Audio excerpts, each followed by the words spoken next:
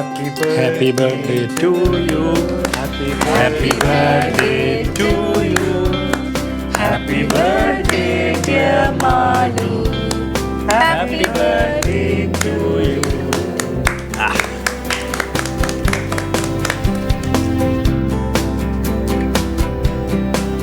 ഇന്ന് മാലൂട്ടിന്റെ ബർത്ത്ഡേ മാത്രമല്ല, ഇവരുടെ വെഡിങ് ആനിവേഴ്സറി കൂടിയാണ്.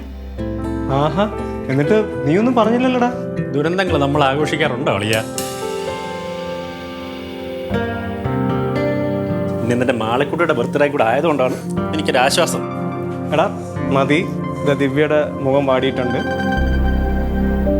ഫീലിങ്സാ? എടാ ഞാൻ കണ്ടിട്ടുള്ള വെച്ച് ഒരു ഫീലിങ്സ് ഇല്ലാത്തൊരു പെണ്ണാണ് അവള്. അല്ലേടി? നീ എന്തോ നോക്കിക്കൊണ്ടിരിക്കുന്നേ? കേക്കെടുത്ത് എല്ലാവരും കട്ട് ചെയ്ത് വിടും. നീ ഞാൻ പറഞ്ഞാണോ അതൊക്കെ? സോറി, ഞാൻ ഓർത്തില്ല ഏട്ടാ. വീട്ടിൽ ഏതെങ്കിലും ഗസ്റ്റ് വന്നിട്ടുണ്ടെങ്കിൽ എങ്ങനെ പെരുമാറണമെന്നില്ല അറിഞ്ഞൂടാ കഴുത.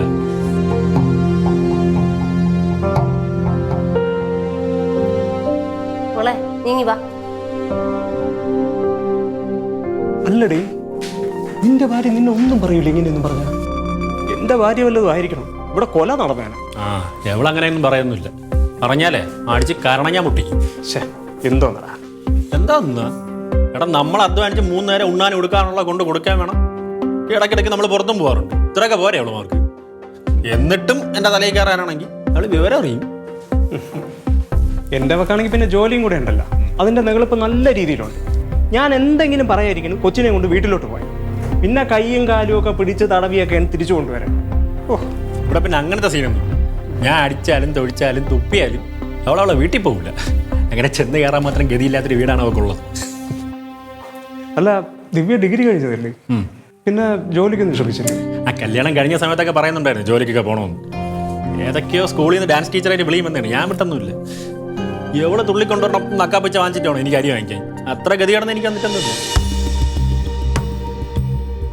ക്യാഷ് ഉണ്ട്, നല്ല ജോലി ഉണ്ടെന്ന് പറഞ്ഞിട്ട് ഇങ്ങനെ അഹങ്കരിക്കാൻ പാടില്ല. നീ ആരെ പറ്റി പറയുന്നേ? ശാസ്ത്രത്തെ പറ്റി തന്നെയാ. നിന്നെ മറ്റുള്ളവർ മുന്നിൽ ഇൻസൾട്ട് ചെയ്യുന്നിട്ട് എനിക്ക് തന്നെ സഹിക്കാൻ പറ്റുന്നില്ല. പിന്നെ നീ എങ്ങനെയാണ് ഇങ്ങനെ ജീവിക്കുന്നത്?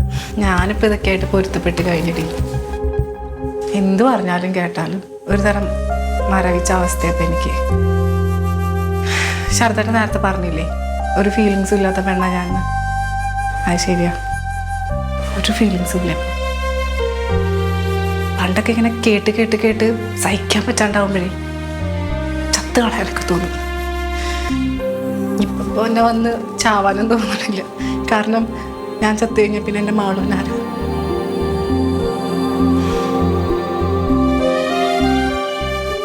നിനക്ക് തീരെ പറ്റുന്നില്ല, നീ വീട്ടിൽ പാടി. നല്ല കാര്യമായി. എന്നെ കെട്ടിച്ച് വിട്ട എൻ്റെ കടം തന്നെ അച്ഛനിപ്പോൾ തീർത്തിട്ടില്ല. ഇനിയിപ്പോൾ ഞാൻ അതിൻ്റെ ഇടയിൽ വന്ന് നിന്ന് അച്ഛനമ്മയ്ക്ക് പിന്നെ ബാധ്യതയായി. ഒരു ബാധ്യത ആവൂല. ഞാനിപ്പോൾ പഠിച്ചത് കഴിഞ്ഞില്ലേ, ഞാൻ ജോലി നോക്കുന്നുണ്ട്. നിന്നെ മാളുവിനെ ഞാൻ നോക്കിക്കോളാം. നീ എന്താ നിത്യ പറയുന്നേ? വേണ്ടാന്ന് മനസ്സിൽ തോന്നുമ്പോൾ വേണ്ടാന്ന് വെക്കാൻ പറ്റുന്ന ബന്ധമല്ല അത്. എന്നെപ്പോലെ ഒരു ഗതിയും പരഗതിയും ഇല്ലാത്തവർക്ക് ഒന്നും ചെയ്യാൻ പറ്റില്ല. അല്ല പിന്നെ സ്വന്തം കാലിൽ നിൽക്കാനുള്ള പ്രാപ്തി വേണം. ഇത് രണ്ടും ഇല്ലാത്തവർക്ക് ഒറ്റ ഓപ്ഷനേ ഉള്ളൂ, സഹിക്കാം.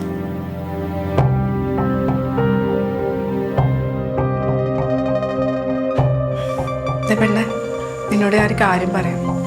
കല്യാണം കഴിഞ്ഞിട്ട് പഠിക്കാൻ വിടാം, ജോലിക്ക് പൊക്കോ എന്നൊക്കെ പറഞ്ഞിട്ട് പലരും വരും. പക്ഷെ നിനക്കൊരു ജോലി കിട്ടിക്കഴിഞ്ഞ് മാത്രമേ നീ കല്യാണം കഴിക്കാൻ പാടുള്ളൂ. ഇല്ലെങ്കിൽ നിനക്ക് എൻ്റെ ഗതി വരും.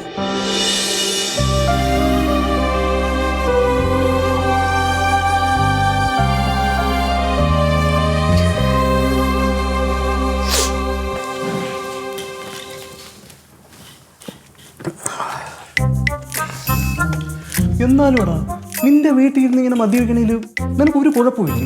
കുഴപ്പം? എന്ത് കുഴപ്പം? എൻ്റെ വീട്, എൻ്റെ പൈസ, അവൾ എൻ്റെ ചെലവിലാണ് താമസിക്കുന്നത്. കുഴപ്പം സമ്മതിച്ചളിയാ. ബെസ്റ്റ് പാർട്ടികളാണ്. കേക്കും കട്ടിയും നമ്മുടെ പരിപാടി തുടങ്ങിയപ്പോൾ രണ്ടുപേരും കയറി വരുന്നത്. ടീനയ്ക്ക് വർക്ക് ഉണ്ടായിരുന്നടാ. ടീന വർക്ക് ചെയ്യുന്ന ടെക്നോ പാർക്കില. ദിവ്യ, ഹായ്. കേക്ക് ഡേഡി, അവിടെ അച്ചാതി അവരെടുത്ത് കഴിച്ചോളൂ. അല്ല ഞാൻ എടുത്തു.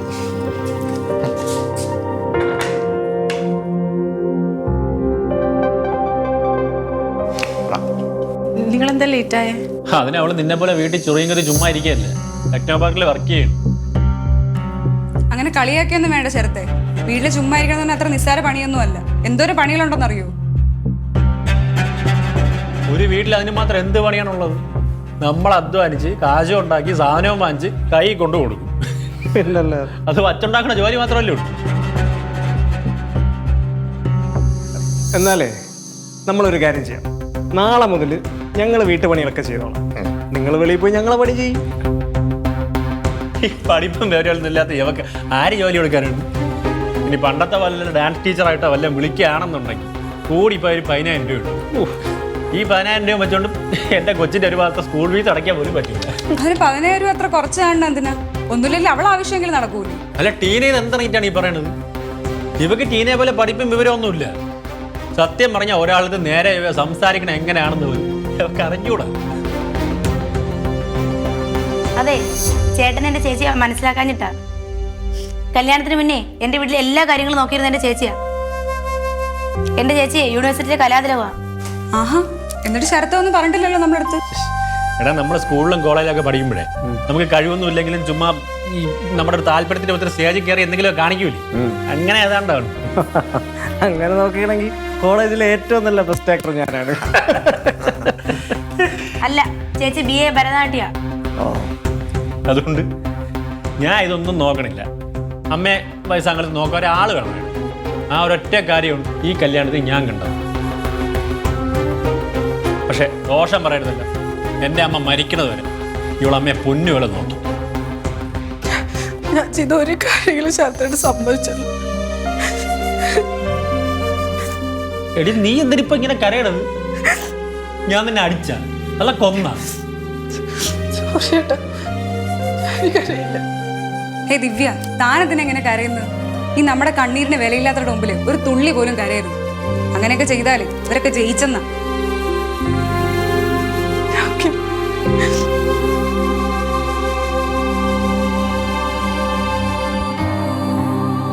വേണ്ടടുത്ത് വേണ്ട പോലെ ഡ്രാമ കാണിക്കാൻ ഈ പെണ്ണുങ്ങൾക്ക് ഭയങ്കര കഴിവാണ്. അയ്യോ, സത്യം. എൻ്റെ ഭാര്യയ്ക്കാണെങ്കിൽ പിന്നെ ഏത് സാഹചര്യത്തിലും കരങ്ങി മെഴുവാൻ ഒരു പ്രത്യേക വൈഭവം. ഇനി അവള് കരയത്തില്ല ശരത്തെ. റോബി വാ, നമുക്ക് പോവാം. അല്ല, നിങ്ങൾ പിണങ്ങിപ്പോണോ? എന്തിനു? വാ. അല്ലേ, നമ്മള് പോയിട്ട് പിന്നെ ഒരു ദിവസം വരാം. എവിടെ തുടക്കുന്നുണ്ട്? ദാ ഗിഫ്റ്റ് ഇവിടെ വെച്ചിട്ടുണ്ട്.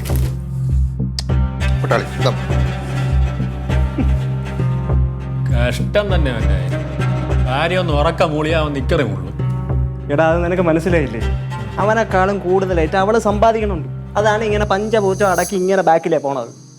സത്യം പറഞ്ഞാലേ നമ്മളെ ഭാര്യമാര് നമ്മളെക്കാൾ ഒരു തട്ട് താഴെ കഴിക്കണം, എങ്കിലേ ദാമ്പത്യ ബന്ധത്തിന് നിലനിൽക്കണം. അതെ, അതല്ലെങ്കിൽ ഇതുപോലെ മണകുണാഞ്ചനെ പോലെ ബാക്കിലേ പോകും. ആ, എൻ്റെ അവസ്ഥയും വേറെ ഒന്നുമല്ല.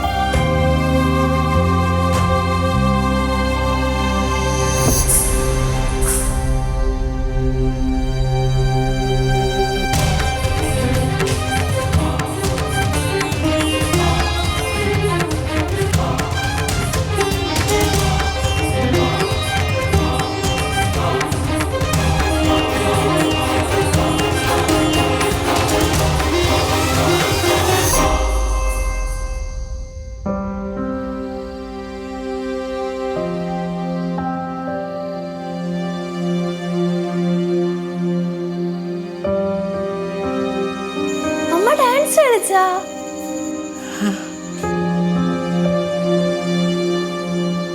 മോൾക്ക് അമ്മയുടെ ഡാൻസ് ഇഷ്ടമായോ? ഇഷ്ടായ അമ്മ, എനിക്കും കൂടെ പഠിപ്പിച്ചു തരുമോ? മോള് ഡാൻസ് ഒന്നും പഠിക്കണ്ട കേട്ടോ. മോള് വേറെ എന്തെങ്കിലുമൊക്കെ പഠിച്ച് കുറേ ശമ്പളമൊക്കെ കിട്ടണ ജോലി ചെയ്ത് നല്ല കുട്ടിയായിട്ട് ജീവിക്കണം. പോയി ഉറങ്ങിക്കോ. അമ്മ ഉറങ്ങുന്നില്ലേ? ഞാൻ ഉറങ്ങാൻ പോവാ.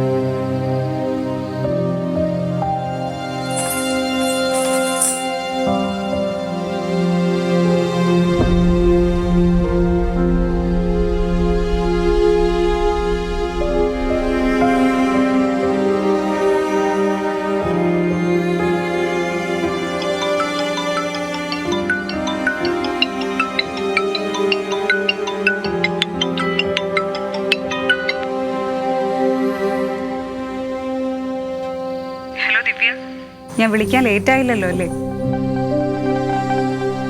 താനെന്താടൊന്നും മിണ്ടാത്ത്? പറ. എടോ, തൻ്റെ അവസ്ഥ മറ്റാരേക്കാളും നന്നായിട്ട് എനിക്ക് മനസ്സിലാവും. ഞാനും കല്യാണം കഴിഞ്ഞ് കുറെ കാലം ഇതേ സ്ട്രഗിലൂടെ കടന്നു പോയിട്ടുള്ള ആള് തന്നെ. റോബിന് പ്രശ്നമൊന്നും ഇല്ലായിരുന്നു. പക്ഷെ റോബിന്റെ ചാച്ചനും അമ്മയ്ക്കും തറവാട്ടിലെ മരുമക്കളെ ജോലിക്ക് വിടില്ല എന്നുള്ള വാശിയിലായിരുന്നു. ആദ്യമൊക്കെ ഞാനും ഇയാളെ പോലെ കരഞ്ഞോണ്ടായിരുന്നു. എന്നും കുത്തുവാക്കും തഴന്താഴത്തിലും ഒക്കെ കേട്ട് അവസാനം റോബിൻ പോലും റിയാക്ട് ചെയ്യാണ്ടായി. പക്ഷെ ഒരു ദിവസം സെൽഫ് റെസ്പെക്റ്റിനെ തികട്ടി വന്നപ്പോഴത്തേക്ക് ഞാൻ അങ്ങ് പൊട്ടിത്തെറിച്ചു. അതുകൊണ്ട് ഇപ്പൊ എന്തായി? ഇന്ന് എനിക്ക് എന്റെ സ്വന്തം കാലിൽ നിൽക്കാൻ പറ്റി. പെൺപിള്ളേരാണ്, നോക്കാൻ ആരും ഇല്ലാത്തവരാണെന്നൊക്കെ പറഞ്ഞിട്ടേ ആരുടെ അടിമയായിട്ടിരിക്കേണ്ട കാര്യമൊന്നുമില്ല. നമ്മുടെ വില ഉണ്ടാക്കുന്നതും കളയുന്നതും ഒക്കെ നമ്മൾ തന്നെ. ഞാൻ പറയുന്നത് ഞങ്ങൾക്ക് മനസ്സിലാവണുണ്ടോ? എന്തായാലും പെണ്ണായിട്ട് ജനിച്ചു പോയില്ലേ, ഇനി നല്ല ഉഷിരുള്ള പെൺകുട്ടിയായിട്ട് താൻ വാശിക്ക് ജീവിച്ച് കാണിച്ചു കൊടുക്കും. അപ്പൊ ശരി, ഗുഡ് നൈറ്റ്.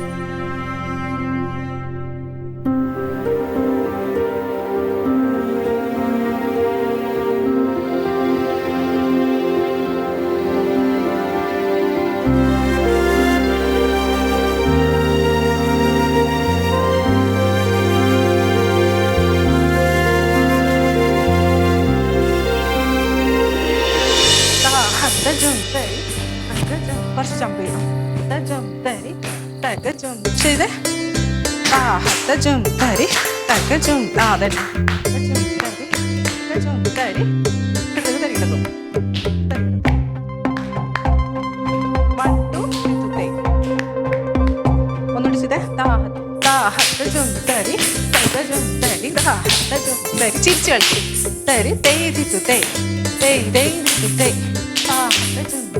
കുറച്ച് ജമ്പ് ചെയ്ത് കളിച്ചോ.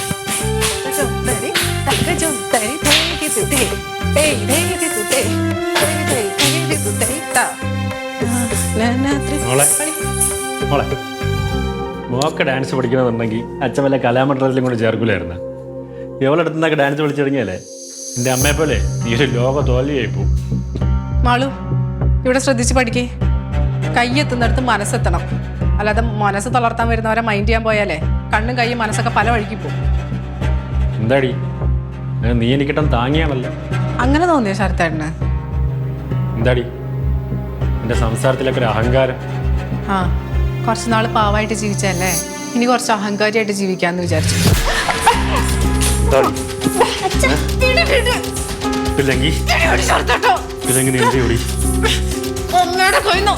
അടി വാങ്ങണ അച്ഛന്റെ ഗതിക്ക് മോള് കാണേണ്ടി വരും. ഇങ്ങനെ തല്ലു.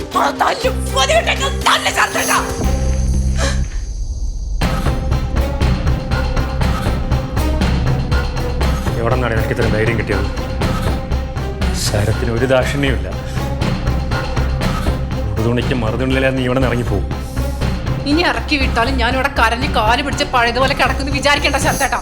ഞാൻ പോവും. നീ എവിടെ പോവും? ഒരു ഗതിക്കും പരഗതിയില്ലാതെ നിന്റെ വീട്ടിൽ ഇറങ്ങി. ഇറങ്ങി പോണെന്ന് വിചാരിച്ചു കഴിഞ്ഞാലേ വീട്ടിലേക്ക് തന്നെ പോണമെന്നില്ല. ഈ ലോകം പരന്ന് കിടക്കല്ലേ. ഞാൻ വേറെ എവിടേക്കെങ്കിലും പോകും. പക്ഷെ ഇനി ഞാൻ ഈ വീട്ടിൽ നിന്ന് ഇറങ്ങുന്നുണ്ടെങ്കിൽ അതെന്റെ മോളെയും കൊണ്ടേ ഞാൻ ഇറങ്ങുള്ളൂ. അതിന് മാളും നിന്റെ മാത്രം മോളല്ലല്ലോ. ആ, നിങ്ങളുടെ മോള് തന്നെയാ. അതുകൊണ്ട് തന്നെയാ അവളിനി ഈ വീട്ടിൽ ജീവിച്ചു വളരാൻ പാടില്ല. എന്നെ പോലെ സെൽഫ് റെസ്പെക്ട് ഇല്ലാണ്ട് അതെന്താന്ന് മനസ്സിലാക്കാണ്ട് അവൾ ഇവിടെ ജീവിക്കാൻ പാടില്ല. അവള് ലോകം കണ്ടു വളരണം. അവൾ എന്റെ കൂടെ മറ്റുള്ളവരെങ്ങനെ പരസ്പരം ബഹുമാനിച്ച് ജീവിക്കുന്നത് കണ്ടു വളരണം.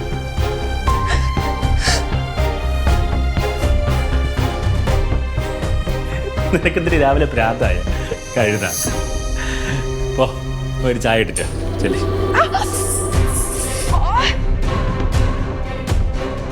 കൊച്ചു നിൽക്കുന്നുണ്ട്, എന്നാ ഞാൻ ഒന്നും ചെയ്യുന്നില്ല. ഇനി ഇവിടെ കിടന്ന് ഷോ ഇറക്കിയ ചവിട്ടി നട്ടല്ലി ഞാൻ ഓടിക്കും. പിന്നെ നീ ഡാൻസ് കളിക്കുന്ന എങ്ങനെയാണെന്ന് എനിക്കൊന്ന് കാണാം. അച്ഛൻ വീട്. മോള് പേടിക്കണ്ട, അച്ഛനൊരു തമാശ അടിച്ചല്ലേ. ഓടി പോയി ചായ ഇട്ടിട്ടോ. പോ, പേടിക്കണ്ട.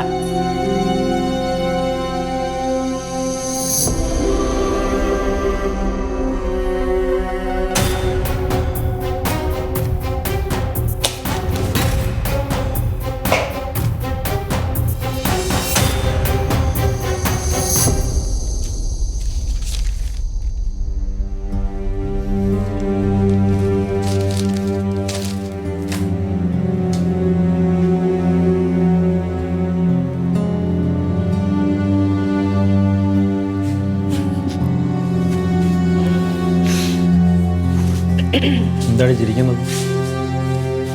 ഒരു തമാശ ഓർത്ത് ചിരിച്ചതാ. എന്ത് തമാശ? എന്റെ ഓരോ തമാശകളെ.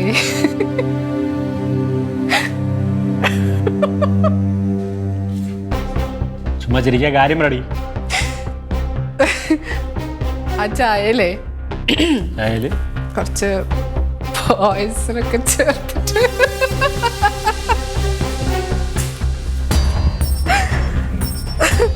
എന്താ വിശ്വാസമായില്ലേ?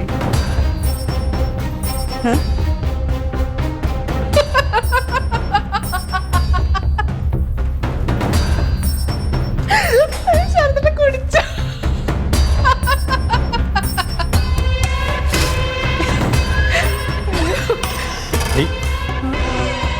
നീ ഇതിനകത്ത് ശരിക്കും പോയിസൺ കേട്ടോ.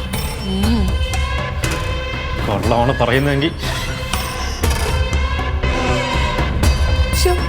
എന്താ പറ്റി? എനിക്ക് തൊണ്ട വരണമെന്ന് പോലെ. അയ്യോ, ആണോ? തല ഇറക്കുന്നുണ്ടോ?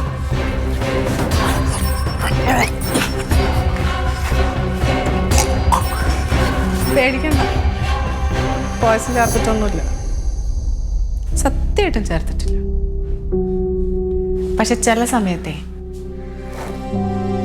എനിക്ക് പോയ്സൺ ചേർത്ത് തന്നാലോന്ന് എനിക്ക് തോന്നിയിട്ടുണ്ട്. താൻ എന്നെ തല്ലുമ്പോഴും ഇൻസൾട്ട് ചെയ്യുമ്പോഴും കുറെ പ്രാവശ്യം ചിന്തിച്ചിട്ടുണ്ട് തന്നെ കൊന്നു കളഞ്ഞാലോ എന്ന്. അതെ, പക്ഷെ ചെയ്യാൻ എന്തുകൊണ്ടാണെന്നറിയോ? തന്നെ എനിക്ക് അത്രയ്ക്ക് ഇഷ്ടമായതുകൊണ്ട്. കല്യാണം കഴിഞ്ഞിട്ടുള്ള ആ കുറച്ച് നാളുകളുണ്ടല്ലോ, ആ കുറച്ച് നാളുകൾ നിങ്ങൾ എന്നെ സ്നേഹിച്ചിട്ടുണ്ടല്ലോ എന്ന് ഓർത്തിട്ടാ. ഇത്രയൊക്കെ ദ്രോഹിച്ചിട്ടും ഞാനിപ്പോഴും ജീവിച്ചിരിക്കുന്ന എന്തുകൊണ്ടാണെന്നറിയോ ശരത്തേട്ടന്? എന്തെങ്കിലും ഒരു ദിവസം നിങ്ങൾ മാറും, എന്നെ സ്നേഹിക്കാൻ തുടങ്ങും എന്നുള്ള പ്രതീക്ഷയല്ല. അത് പേടിച്ചിട്ടൊന്നുമല്ല. എനിക്ക് പോകാൻ വേറെ ഇടയില്ലാഞ്ഞിട്ടുമല്ല. ഗവൺമെന്റ് ഷെൽട്ടറിൽ പോയി നിന്നാ അവരെന്നെ എൻ്റെ കുഞ്ഞിന് സംരക്ഷണം നൽകും. ഞാനതൊന്നും ചെയ്യാത്ത എന്തുകൊണ്ടാണെന്നറിയോ? എനിക്ക് ശരത്തേൻ്റെയും നമ്മുടെ മാളുവിൻ്റെ ഒപ്പം ജീവിക്കണം എന്നുള്ള ആഗ്രഹം കൊണ്ട്.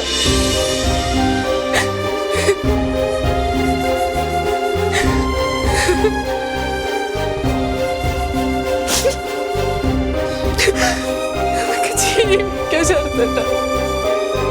ദിവ്യ, ഇപ്പൊ എനിക്ക് പറ്റിപ്പോയി.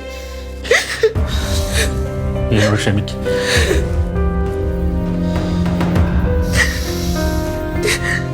ശരത്തേട്ടൻ എന്നെ ഇൻസൾട്ട് ചെയ്തോണ്ടിരിക്കുമ്പോഴൊക്കെ എനിക്ക് തിരിച്ച് ഇൻസൾട്ട് ചെയ്യാൻ അറിയാത്തോണ്ടൊന്നുമല്ല. അത് ചെയ്തു കഴിഞ്ഞാൽ ശരത്തേട്ടൻ താങ്ങാൻ പറ്റില്ല എന്ന് ഞാൻ മനസ്സിലാക്കിയതുകൊണ്ട്. എന്തിനാ ശരത്തേട്ടൻ എന്നെ ഇങ്ങനെ വില കുറച്ച് കാണുന്നത്? നമുക്ക് ജീവിക്കാം ശരത്തേട്ട. ദിവ്യ മതി. ഞാൻ ഈ തമാശ പോലെ പറഞ്ഞൊക്കെ എനിക്ക് ഇത്രത്തോളം ഫീൽ ആവുന്നുണ്ടെന്ന് എനിക്കറിയില്ലായിരുന്നു. ഓരോ തവണ അങ്ങ് പറഞ്ഞു അതങ്ങ് ശീലിച്ചു പോയതാ. എൻ്റെ അച്ഛനമ്മയും അച്ഛൻ്റെ കൂട്ടുകാരുടെയും വീട്ടുകാരുടെയും മുമ്പിൽ വെച്ച് കളിയാക്കുന്നതും കണ്ടും കേട്ടും അങ്ങനെ വളർന്നുകൊണ്ടായിരിക്കും നിൻ്റെ അടുത്ത് ഞാൻ അങ്ങനെ തന്നെ ചെയ്തു. പക്ഷെ അതൊക്കെ തെറ്റായിരുന്നൊന്നും പറഞ്ഞു തരാനോ തിരുത്താനോ ശാസിക്കാനൊന്നും ആരും ഇല്ലായിരുന്നില്ല. I'm sorry.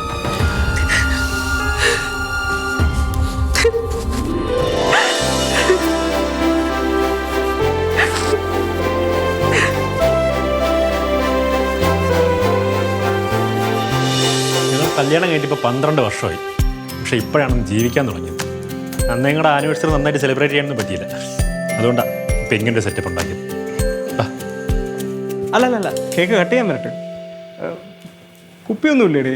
ഇല്ലല്ലയാ, ആ പരിപാടിയൊക്കെ ഞാൻ നിർത്തി. ദിവ്യയ്ക്ക് നാളെ തന്നെ ക്ലാസ്സിന് പോകണം. ക്ലാസ്സാ? എന്തിൻ്റെ? PG ഭരതനാട്യം.